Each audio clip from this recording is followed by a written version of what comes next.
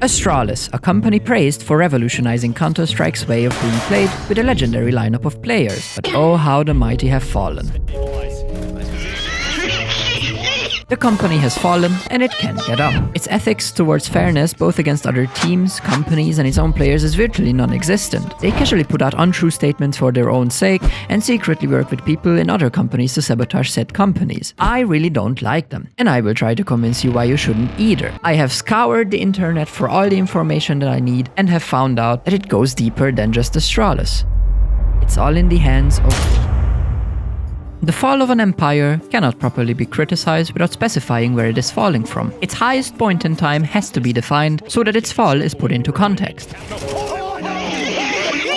This is a graph I made about the results of Astralis in 2018. As you can see, the big red rocket of the first place results almost sticks through your monitor. And of course, you might say I have taken all the data from HLTV's database for 2018, which would mean small events might inflate the big red rocket. But they really don't. Even if we take only what HLTV considers as big events, we are left with 10 first places. These are of course only numbers, and numbers don't really put it into words how dominant they really were.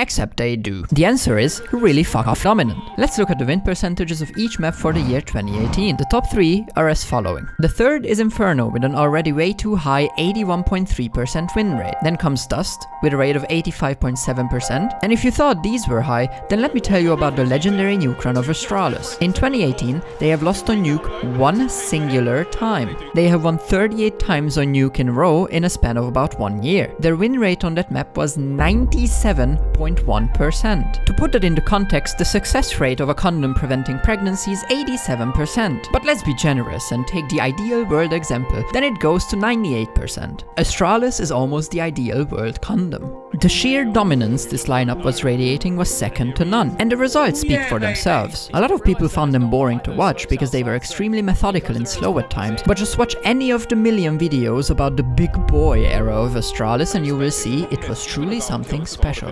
Ding dong, and that's youth taken out. Oh, whoops, excuse me, I have slipped and dropped my graph of results of Astralis for 2024. Yikes, am I right? And again, I am showing you every single event that is in HLTV's database for 2024. So let's see what that singular first place even is. It was a show match for a Danish event in Copenhagen with no money or meaning behind it whatsoever. So that first place is also as real as the hot single women in my area. Astralis has fallen, and that's a normal thing. NIP and VP had the same happen to them, and still there's not much reason to hate them. At least I don't know about any, except for changing to this ugly piece of shit logo. NIP having the fastest growing PES players list and them having simply a stupid management is no reason to hate them for me. It's only this logo that bothers me. Just as it's no reason to hate VP's slow and methodical game. I mean, they have Rasputin as an IGL, he's quite old. It's still a miracle he can play CS in this modern world.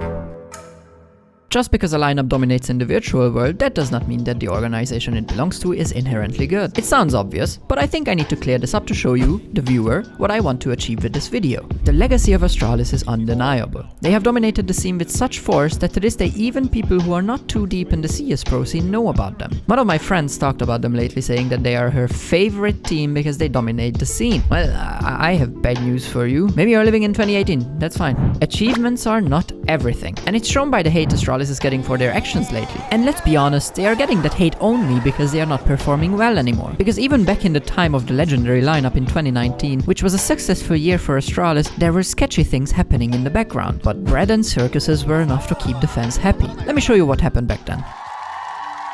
Hi Astralis, we are the legendary lineup. I know who you are, you work for me. Yeah, we know, but we are making context for the video. Anyway, 2019 was such a successful year, can we get some holidays? We are feeling the burnout set in, and we can feel that our output is getting less with each tournament. Oh man, burnout? Never heard of her. It's probably the huge amount of food you ate at Christmas and the parties you had at New Year's Eve, am I right? No man, this is serious, we need a holiday, okay? Okay, look, we can plan that later, but we are on the market now and the shareholders need output. And also we are in contractual obligation with ESL Pro Series and Blast to play in a pre-arranged amount of tournaments. So we don't know when exactly, but we will plan this later. Well, okay then. Whoa! no, this is a sign that COVID is setting in and fucking up the world economy. Oh no, this new COVID stuff is destroying the economy, guys. We need to cut your pay by 30%. But we lost no sponsors and there are no travel expenses because we are playing from home. I strongly suggest you to agree. And by the way, this COVID stuff is going so bad, here's another 30% pay cut. Okay, this is getting unacceptable. We are wishing for holidays over here and now our money gets radically less. I'm so sorry, guys. Sadly, money isn't growing on the trees. Anyways, here's a 6th player, Asatech, and a 7th, Yugi, whose wage we will have to pay now. We are a 7-player roster now, even though every time it was tried it didn't work out. Okay, fuck this. Glaive and Zippix are out.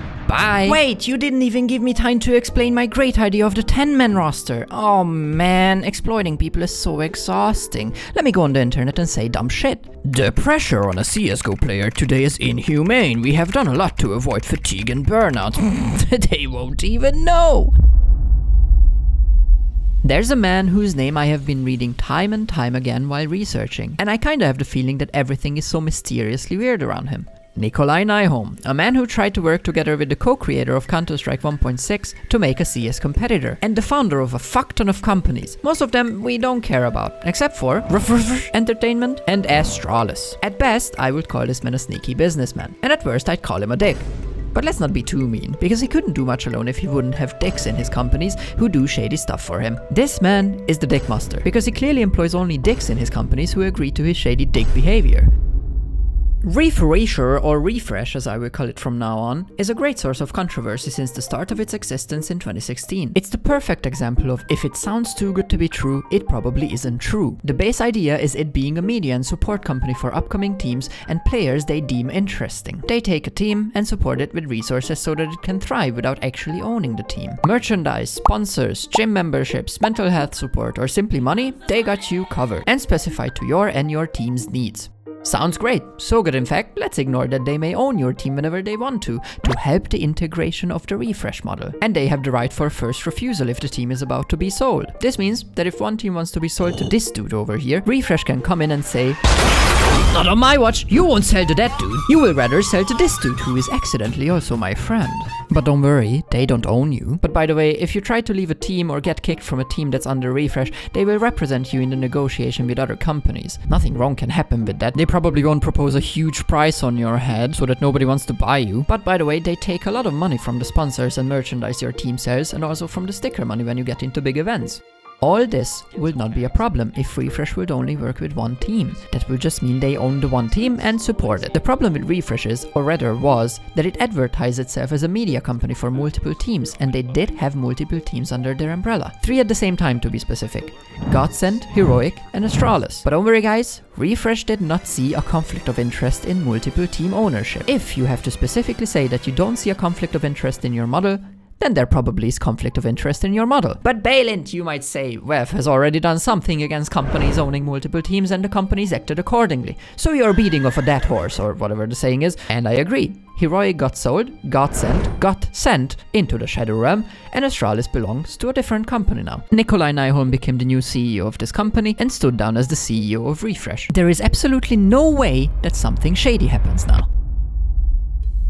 I will have multiple teams and a tournament organizer, and then the teams can play in my tournaments, and then the whole Counter-Strike scene will be mine one day. I will be the puppet master, said Nikolai Nyholm. What the actual fuck, said the whole world in union. It's not an accident this man wanted to make a CS competitor. He clearly has a fantasy of being the leader of it all, playing with his puppets. And a big part of this is Blast, because what's worse than owning multiple teams at the same time? It's owning multiple teams and a tournament organizer those teams play in at the same time. Actually, I lied to you when I said Refresh only owned multiple teams. At one point, it owned Blast on top of it all. Luckily, the world, Mr. Nyholm included, knew this was a problem. This is why he separated Blast from Astralis and became the CEO of only Astralis. This does not mean that he didn't try to contractually obligate big teams to play in his events, having to leave out events of competitors, and this also does not mean that Astralis has no connections to Blast, as we will see later in the video. It's just important to set the ground for the next exciting chapter of the video, which, wow, hey, it came in so smooth. Chapter 3 is here. Heroic and Astralis are now actually two different entities. This means Nyholm's big plan of ruling the whole thing got destroyed, and even worse, the top two teams in Denmark that were once his are now rivals. One thing important to know is that Astralis' reach in Denmark is massive. Richard Lewis likes to call this the Danish Mafia, in which Astralis is connected to everything remotely Danish. HLTV and other Danish media outlets, the CSPPA, and many other. This means they have the ability to fuck with Heroic every time they get the chance, and they can get away with it. And not only Heroic. The Danish Mafia thing, it's real. You can't tell Astralis to stick it up your arse if you're a player. They can keep you in contract jail if you're still under contract. They can poison the well, say you're a bad player. They can tell all the media outlets bad things about you, leak story. There's all kinds of rat fuckery goes on in the Danish scene around Astralis, guys. But their own reputation, they can lie, deceive, and even work with convicted cheaters. It's all fine. Hi, I'm Hunden, ex-player and once a coach of Heroic. But you might rather know me from fun headlines like Esigben's former Heroic coach Hunden for 2 years and banned, reinstated, banned again, cleared, the Hunden saga summarized. The funny thing is, I was never actually cleared. I might look like an ethically questionable person, and I am. If you don't accept me at my worst, you don't deserve me at my best. Oh hi, here comes Mr. Nyholm. Wow, Hunden, you are such a disgusting piece of shit. No ethics, cheating, pulling down other people, leaking strat books to Astralis. I am so sickened of you. When can you start? Astralis needs such a fine young gentleman. And Astralis was fully ready to work with Hunden instantly. A person using the infamous spectator bug, first saying that nobody from Heroic knew he was doing it, then backpedaling and trying to forge evidence against the team using one of the players who has ADHD and Asperger's. His evidence was lackluster at best. But the reason for trying to destroy Heroic a bit more sure. They are a local rival to Astralis, and as we know, Astralis jumps at each moment to stay on top of the hierarchy in Denmark. I'm all for redeeming yourself as a human when you did something bad, but there's an important word in there. Redeeming. That takes time and effort. When Hunden got banned for 2 years after his second wrongdoing, Astralis has put in a lot of effort and finesse to make him able to work for them. They took a company they were an owner of named HLTV and put out a contract for him to help in a project through this company. Astralis at this time was a partner of AimLab because AimLab was trying to make the best product they can using professionals from all over the place. But AimLab itself had no idea Hunden worked with Astralis. As Astralis stated, for the sake of good order, there is nothing clandestine about Mr. Peterson's involvement in the project, which is a part of our partnership with AimLab. This is not a direct breach of his ban, he wasn't a coach or analyst for Astralis, but in reality, who knows what he was doing in the background. But even if we strip away all this speculation if he helped Astralis in the time he worked for Pixel TV or not, the cold hard facts are: Astralis went out its way to give this man-child a job as soon as he was free from Heroic, while constantly talking about how they despise cheating. And they clearly stated that they were ready to work with him as soon as his ban expires. And the jokes are writing themselves, because Astralis welcoming a serial offender, a liar, and a danger to young talent to be around is the perfect representation of what they are. We condemn cheating of any kind, and actions speak louder than words. You have rewarded a cheater the first moment you got. But we also strongly believe that nobody should be punished beyond their action and any sentence received. Sure. Then wait 2 years until his ban expires and he redeems himself and employ him then. But no. Astralis had to work with this man even back then when he was working in Heroic. If you want to find out more about that, read the Hunden files from Richard Lewis's Substack. It's a fun read. And if for some reason it's your life goal to work with Astralis, you best start at being a despicable human being. And the worst part is, the players in the Astralis machine are used for propaganda to sell straight up lies. Nowadays, this statement has more traction because Zonic's work with Falcons is showing his true side. But back then, comparing Zonic with the proxy coach Kessel and the actual coach Hunden was a heresy. This is how Glaive's statement went down in my head. Glaive, do you think Hunden is good? Yes, Hunden very good. You heard it yourself, but Glaive, why do you have come in you?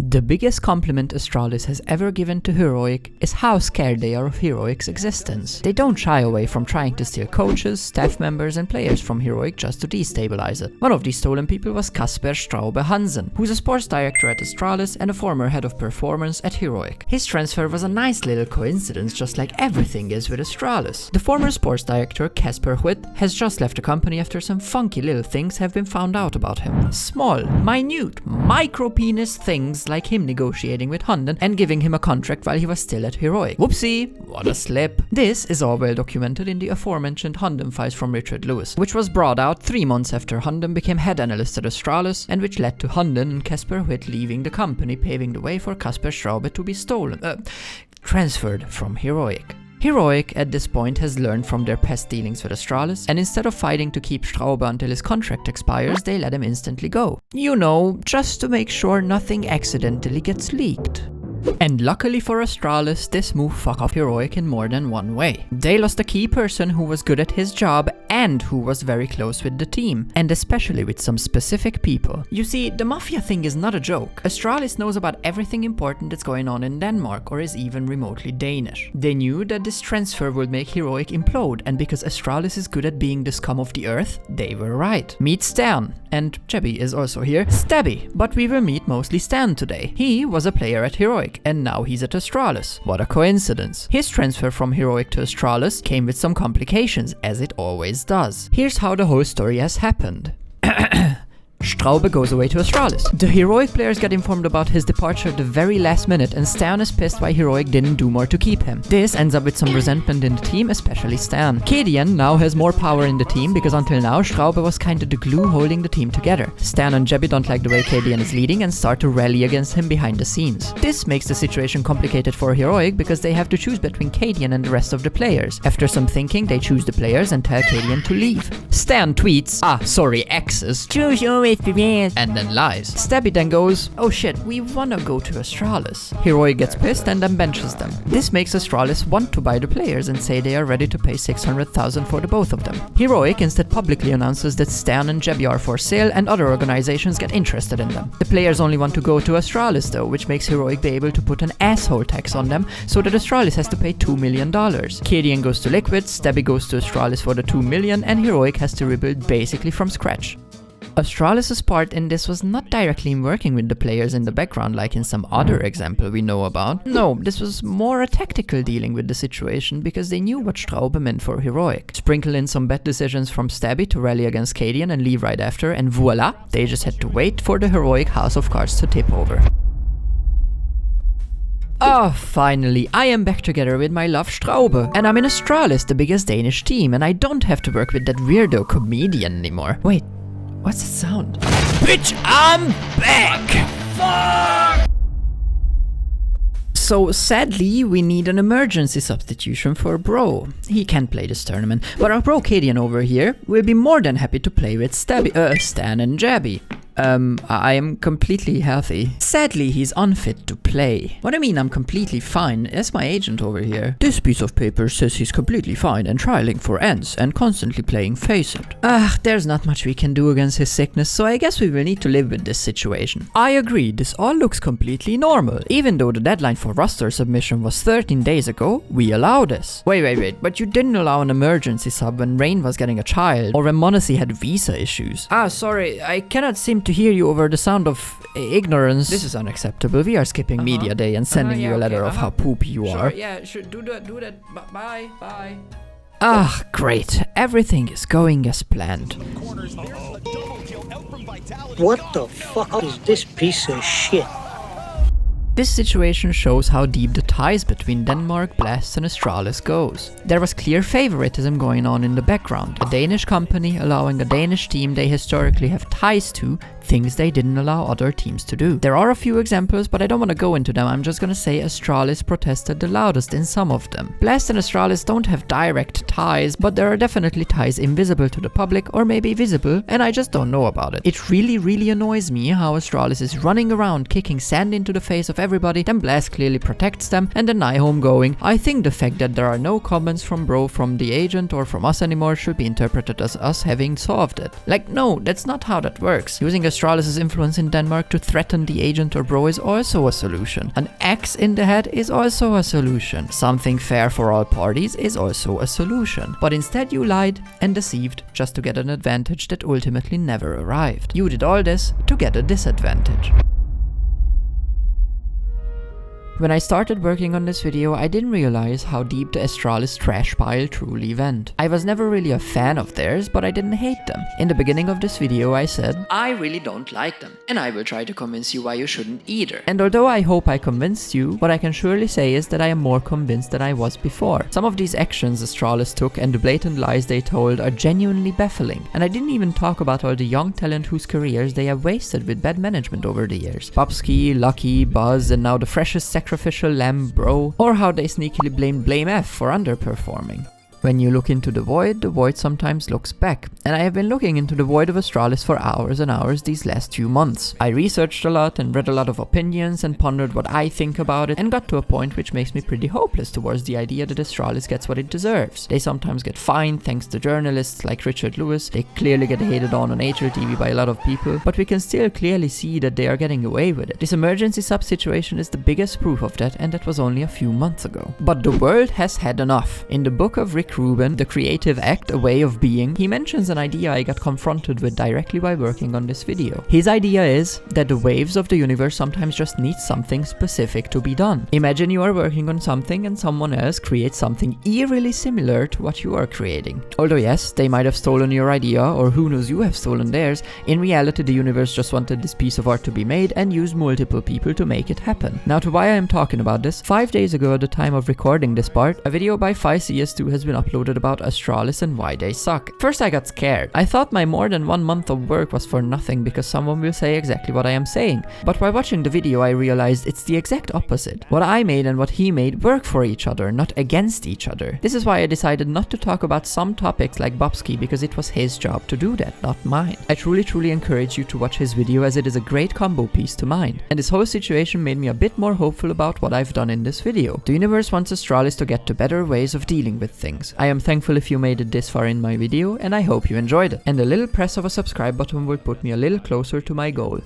Bye bye!